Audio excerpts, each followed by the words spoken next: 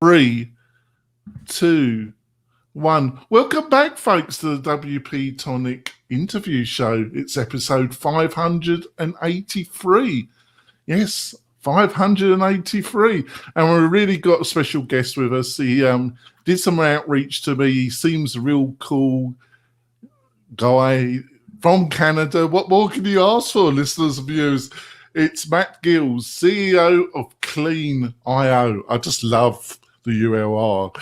You know, I've got Mr. Clean on the show. What more can you ask for? And we're going to be talking about all things marketing automation with an emphasis on e-commerce. And Matt's a bit of an expert on that. So, Matt, do you think you can just give us a quick 20-second intro? Hey, Jonathan, I'm glad to be here. And it's cool that there were 582 of these before me. So it took a while to get me here, but I'm happy to be here. I'm Matt Gillis. I'm the CEO of Clean.io. We're a digital engagement security company. We help protect websites and e-commerce sites from malicious and untrusted JavaScript execution. So anything that would ruin the user experience or potentially ruin your revenue or your reputation, those are the things that we protect. We've been around for about 3.5 years. Some of the biggest sites on the internet use our technology to help keep those user experiences protected and safe. And we're about 45 people based in Baltimore, Maryland. Wow. Sounds great. And I've got my great co-host, Stephen. Stephen, would you like to quickly introduce yourself? Yeah, Stephen Satter from zipfish.io. We make WordPress fast by optimizing the code and the servers that run the code. And before we go into the main part of the interview, I want to talk about our main sponsor. And it's not normally what I say, Kinster. We've got a new main sponsors, listeners and views, and it's Castos. They're what do they do? Well, they host podcasts, and they're hosting the this actual podcast, the WP-Tonic show.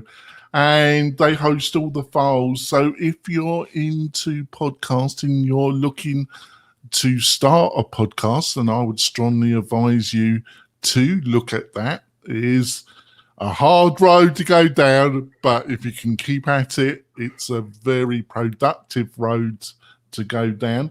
So they provide the platform and to store all your files on, plus a host of other services that will help you in your podcasting journey. I've been using it for the past month. It's a fantastic interface. The crew is really, really helpful. They've got Matt Medeiros working for them as their marketing director. What more can you ask for? I suggest that you go over to them, have a look at podcasting, sign up, very affordable. So Matt, you know, obviously it's security, but one of the talking points that you highlighted that you like discussing is marketing automation around e-commerce as well. So where do we stand? Where do you think a lot of people, let's start off with this question. Where do you think people make mistakes with marketing automation when it comes to e-commerce? Are there any kind of one or two big mistakes that a lot of people do on their marketing automation journey? Well, maybe I can start and give you a little, take a step back and tell you kind of what we do and how it fits into that narrative, because I think that will make sense. So as I said, you know, we cut our teeth kind of in. Please guide me, Matt. I need a lot of guidance. Well, you know, maybe you're familiar with, if you've ever been surfing on a website, maybe on your mobile phone, and you're scrolling up and down, and all of a sudden it redirects you to a page and it says, "Congratulations, Jonathan, you won an Amazon gift card," or "Spin the wheel for your chance to win this," or "Your phone has 35 viruses, click here." That's called malvertising. That's where we started in delivering services and solutions for publishers to protect them from malvertising. Effectively, what malvertising is it's a bad actor who is buying ads on websites and taking over the user experience. And so we've been doing that for a couple of years. We've got some of the biggest sites on the planet. About 8 million sites use our technology each month. What we started to notice was that there were a whole bunch of these things called client-side injections. Software that is on a computer that is, you know, waking up and causing havoc on a website. And when we started digging in deeper, we actually noticed there was this phenomenon happening in the e-commerce world. So like our pedigree has been in the advertising technology and the publisher world, but we noticed this phenomenon in the e-commerce world where there were a whole bunch of these client-side injections destroying revenue, destroying user experiences, kind of taking over sites. And the main culprit was this thing called Honey. If you've heard of Honey, Honey is a browser extension. It's owned by PayPal now. PayPal bought them for $4.5 billion with a B. And there's a whole bunch of them. Like Honey's not the only one. There's Capital One Shopping. You may have seen or heard of Capital One Shopping. Users download these extensions to put them on their machines. And what these things do is that if you're running an e-commerce store, when your users get to checkout, one of these things will pop up and say, hey, Steven, we got coupons for you. Would you like us to try them? Steven likes discounts. Steven's price sensitive. Steven wants everything for free. So Steven says, okay. And guess what? You know him so well. I do. Steven and I go way back. But here's the deal. This thing pops up and starts saying inputting coupon 1, inputting coupon 2, inputting coupon 3. And then it will resolve to a page and say, hey, congratulations, Steven. We just saved you $40 on your order by inputting the code, military 40 at checkout, which was intended, obviously, for someone in the military. It's terrible. The user experience, users love discounts, but guess what? If you're a merchant, the first thing we say is you own your store. You should be able to control the code that's executing on your store. And guess what? They don't have that control. Honey and Wikibuy and all these other ones can actually just inject and take over the user experience. So that's what we do. We have a product called Clean Cart for e-commerce, and we give merchants protection to be able to own and control all of the code that executes on their website so that they actually can control their selling prices, their discounts, their user experience. And we think, again, you own your store, you should be able to control everything about it. If you owned a bricks and mortar store, you wouldn't let someone come and walk into your store and stand beside your cash register. And every time one of your consumers walked up to the cash register, they would just, hand them coupons and say, hey, do you want 20% off? Do you want 30% off? It would destroy the bricks and mortar retailer. By the way, bricks and mortar has been destroyed.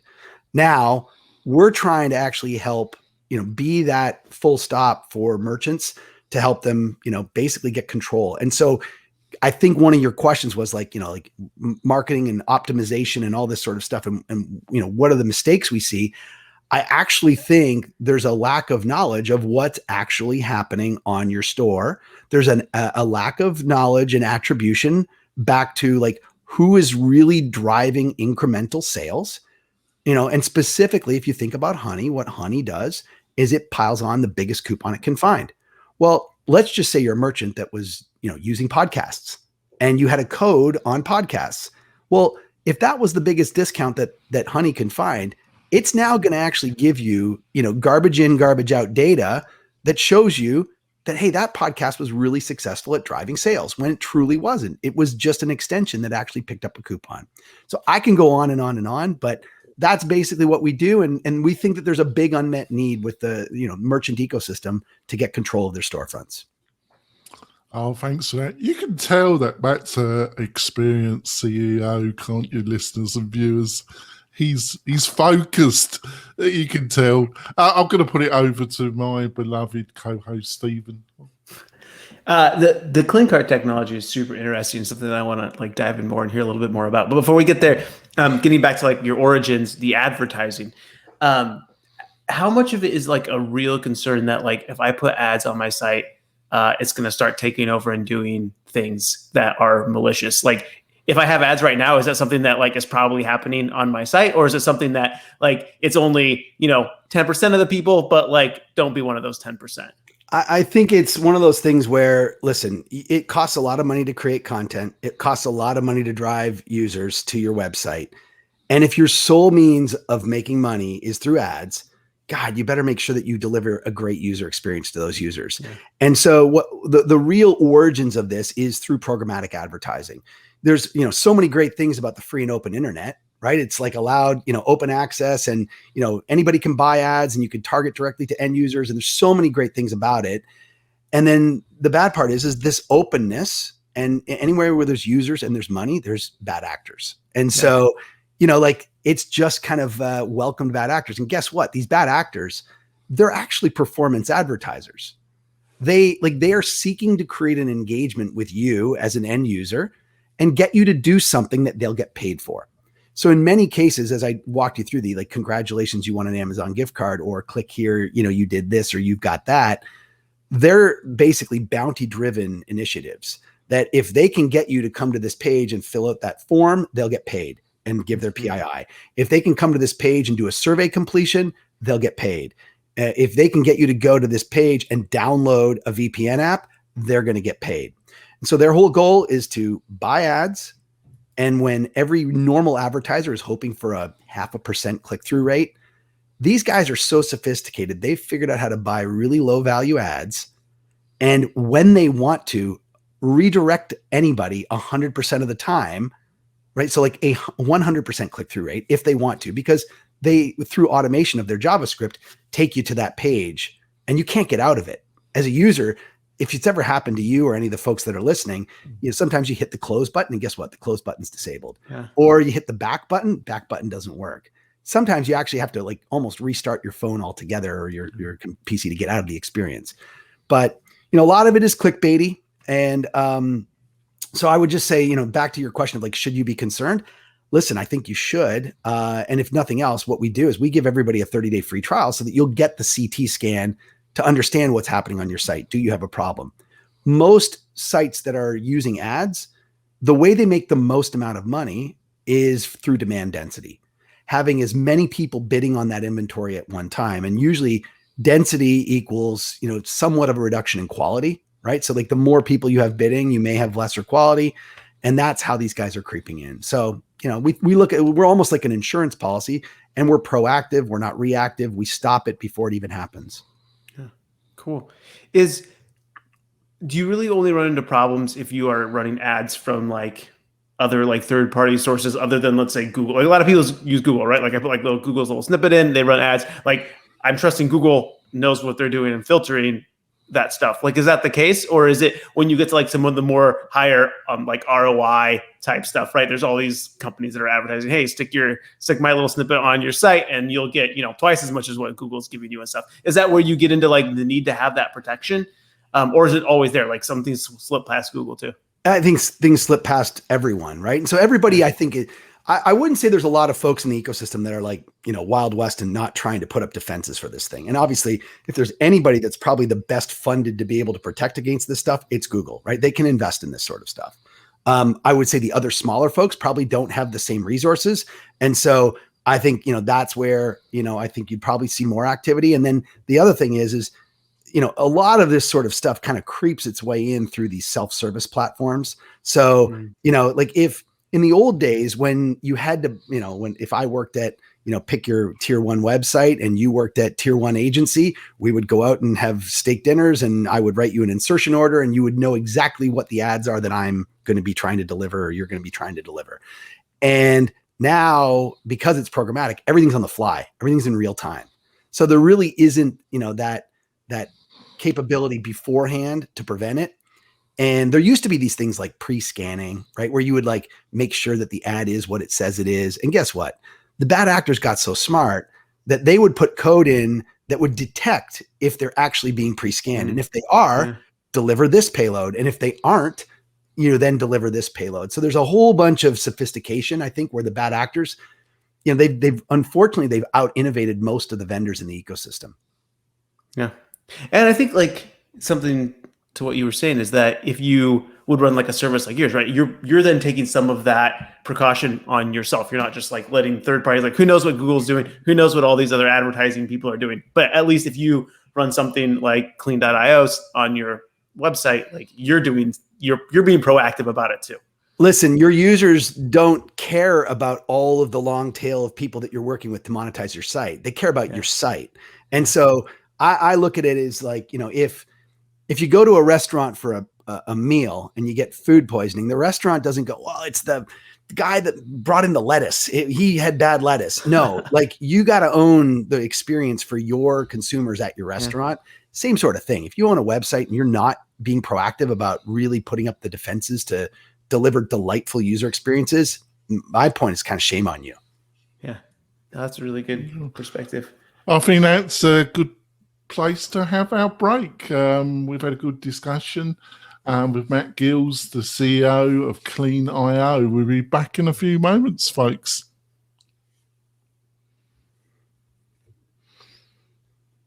We're coming back.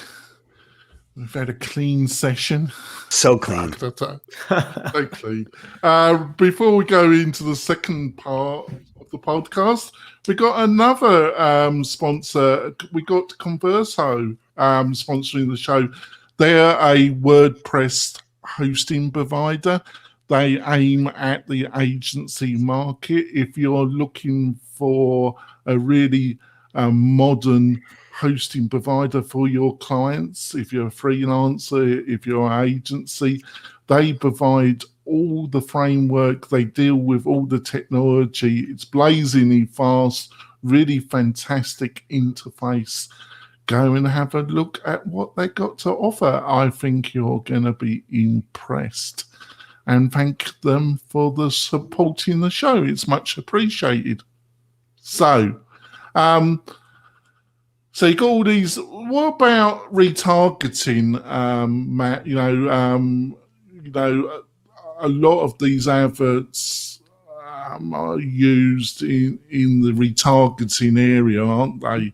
Because of the cost benefit. Has it been affecting that side of the industry? As that, like, AdRoll is one of the bigger players in that, my understanding. Has all this been affecting people actually using adverts for retargeting? Well, no, I don't think so. Like, I look at retargeters as just another source of demand, right? Like, they're just like, another demand side platform like the Trade Desk or anyone who's kind of creating that yield for publishers.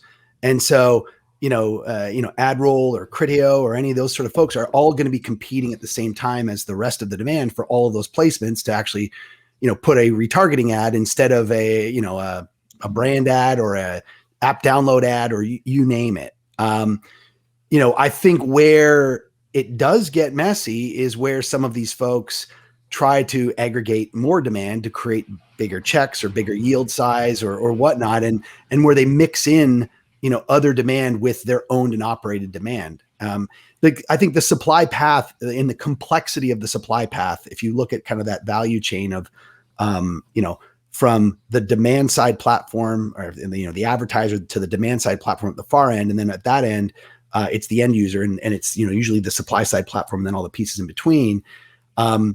It's a really complex way that you can get to supply path. You can go to some websites and see, like, hey, I could buy on pick your website, USA Today. There's probably like 14 different ways that you could directly buy, and then there's probably 140 indirect ways of, like, the complexities of supply path as to how ads get through. And so I think that's what makes this problem so hard, is that it's not just about blocking this guy here or that guy here, because they're everywhere. You have to assume that the criminals are everywhere, and they're going to have, next play set up 10 times over and well in advance of your, if you're trying to find them that way. You need technology to solve the problem. And by the way, one of the things, just to pile on, because I think where Stephen was going before, like, the reality is it isn't usually a scenario where like 100% of the ads that are coming through from any of these platforms is bad. Like, usually it's a small percentage. And again, you need to put your mind in the way of, like, how would a criminal work? Well, a criminal tries not to leave fingerprints. A criminal tries to, best way to steal from someone is to steal a very little bit every single day, instead of like trying to like get greedy and steal big sums. If you get greedy, and in this world, getting greedy would be going on blast and having it very reproducible, and everybody can go and, just see how it's happening. That's where you're going to get caught. So a lot of these bad actors use these tactics to just, like, how do they fly under the radar? How do they probe? How do they frequency cap? Like, think of all the things that most marketers would use, the best professional marketers would use. That's what these guys do. It sounds remarkably similar to like WordPress hacking. Like, if you ever experienced like a WordPress site getting hacked, like, they do a really good job of hiding that and only are using your site for malicious stuff every 100th visitor or every 10th person gets redirected somewhere. And it's really hard to nail down or for you to even find out that your site is hacked because it's looking to say like, oh, are you logged in? Well, if you're logged in, I'm not going to do anything. I'm going to hide. And it sounds like very similar to what you're saying where an ad can just sit there. It's not malicious. It's fine. It's a great ad. But somebody who's controlling that ad is able to flip switches every once in a while and kind of do what they want to do. And that's exactly what they do because they control the payload execution. And so what they'll do is exactly what you're saying is they'll fingerprint the device and they'll say, does this, and this is all in real time, does this phone, does it meet the targeting requirements? Is it iOS, X whatever? Is it running on Google Chrome? Is it, does it have an Apple Pay session active? Like that would be one of the fingerprints. Well, guess what? If you're in a scanning lab, usually phones don't have Apple Pay sessions active. So they would not execute their code if they didn't see an active Apple Pay session.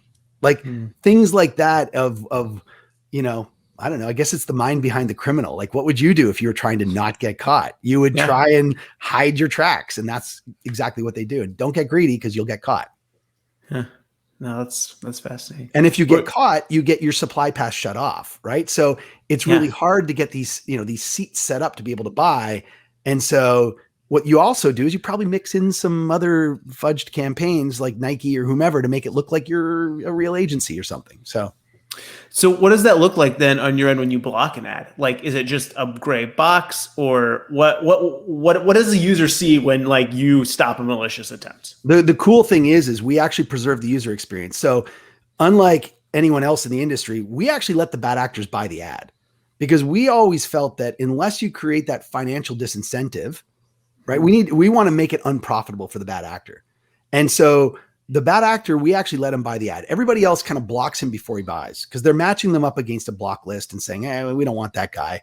Let's not let him buy because, it will end up in a bad user experience. We actually let him buy and we let him render the original ad that he presented. Often it's a brand ad. It's like they're using deceptive tactics to make it like they're the agency for Nike or whomever. And so we let the original ad render, but what we do is we prevent the malicious JavaScript from executing. That actually creates a few good things. One, the user gets the correct experience. There's just an image, and then, if they're scrolling, it looks good and feels good. The user doesn't get redirected to that page that says congratulations and doesn't get stuck there. So that's also good. User experience is preserved. And because you don't get bounced to that page, there's no opportunity for a foolish user to say, hey, let me fill in my personally identifiable information here. So the bad actor actually gets no ROI. And so if you go into the mindset of the performance advertiser, what would you do if you were buying media on a site and getting no engagement? You'd actually not buy on that site anymore. And that's the behavior that we see is that bad actors who buy on sites protected by clean.io, they actually stop buying when they realize that they can't get performance. So that's really smart. We chase them out, send them out, make them spend the money and hurt their bottom line and then exactly. Yep. Because I think we've got to make it clear, or you can put me right here. They are not doing anything illegal, or is this a very gray area? I think Jonathan, I think it is a gray area. Well, one, I mean, listen, they're buying the right to show an ad, but they're not buying the right to take over the user experience, right? So I think they're crossing the boundaries on that front, obviously, and whether that's illegal or not, I don't know. What we also don't know is what are the financial incentives and who is behind these things? Is there money laundering or is there, stealing PII or, all of those sort of things?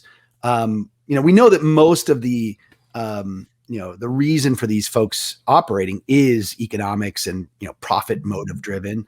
But so, yeah, it's whether that's illegal or not, I think is a question mark. But, again, we go back to this notion that we think that if you own your website, you should be able to control the user experience on your website. And that's, illegal or not, you deserve to be able to deliver delightful user experiences to your end users.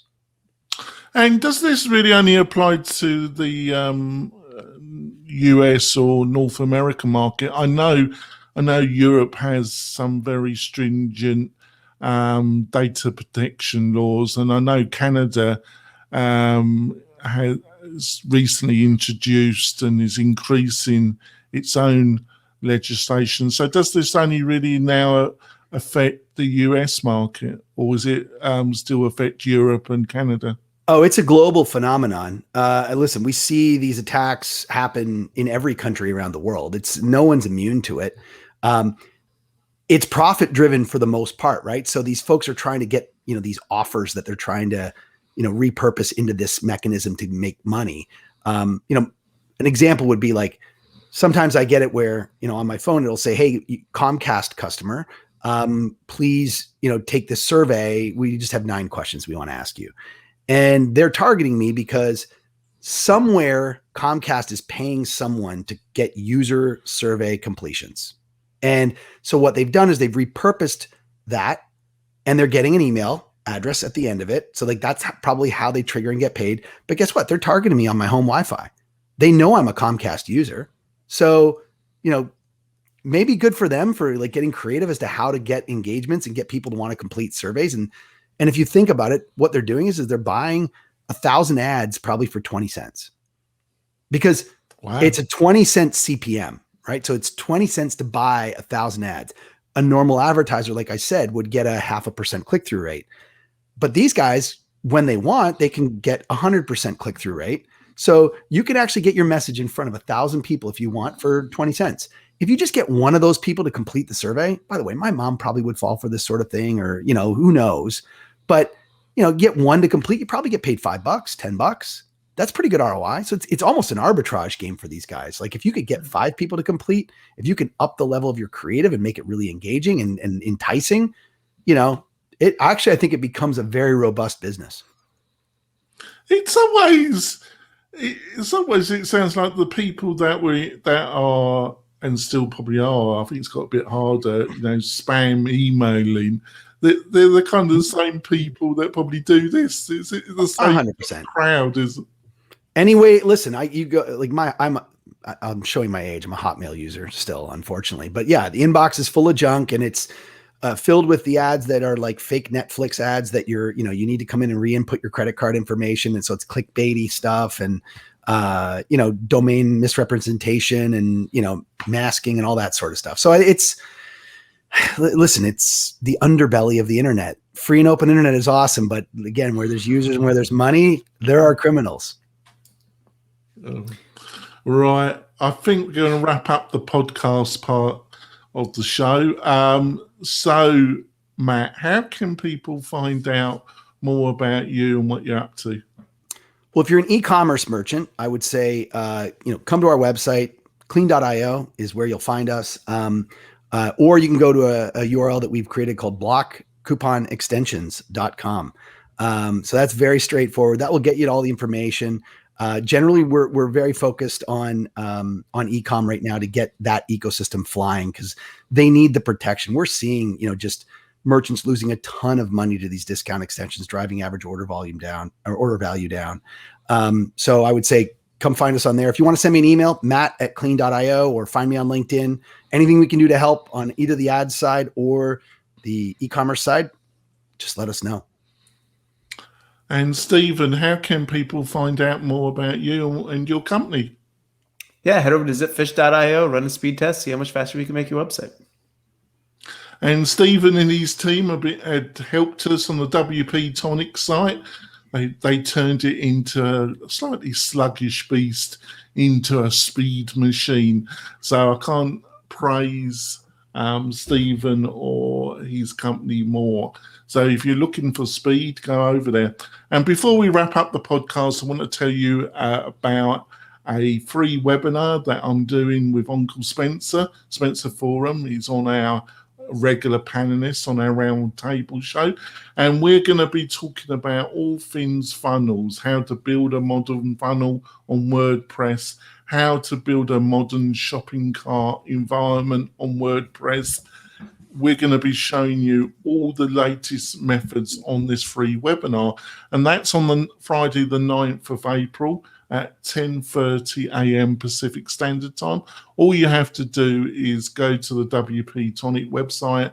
In the main navigation, there's a button that says webinar. You click it, you sign up, and then you will be able to join us and ask Spencer and myself questions live, and we're going to be delving really deep. We'll see you next week with another great guest, another great interview. We'll see you soon, folks. Bye.